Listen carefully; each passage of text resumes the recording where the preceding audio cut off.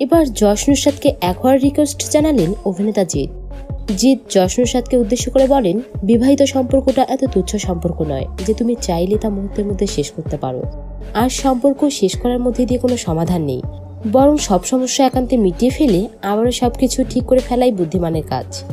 তবে শুধু জিৎ নয়, বরং যশ নুসরাতকে এক হতে বলছেন তাদের ভক্তরাও, যাদের মধ্যে থেকে একজন বলছেন, তোমাদের একসময় ভালো না লাগলেও বর্তমানে তোমাদের ভালো থাকতে দেখে ভালোই লাগতো, তবে আবারও বিচ্ছেদের খবরে সত্যি মন খারাপ হচ্ছে, প্লিজ আবারও তোমরা এক হও। আরেকজন লিখেছেন, কি এমন হলো যে তোমরা আলাদা হচ্ছ। কেউ বা লিখেছেন, আমার মনে হয় যশের কোনো দোষ নেই, নুসরাতের ভুলের কারণে এমনটা হচ্ছে। তবে যে যাই বলুক, নিজেদের ডিসিশনে অটুট আছেন যশ নুসরাত দুজনেই। তো বন্ধুরা, আপনি কি চান যশ নুসরাত আলাদা হয়ে যাক নাকি আবারও এক হয়ে যাক? আপনার মতামতটি অবশ্যই কমেন্ট করে জানাবেন এবং প্রতিদিন নতুন নতুন ভিডিও পেতে অবশ্যই চ্যানেলটিকে সাবস্ক্রাইব করবেন। ভিডিওটি শেষ পর্যন্ত দেখার জন্য ধন্যবাদ।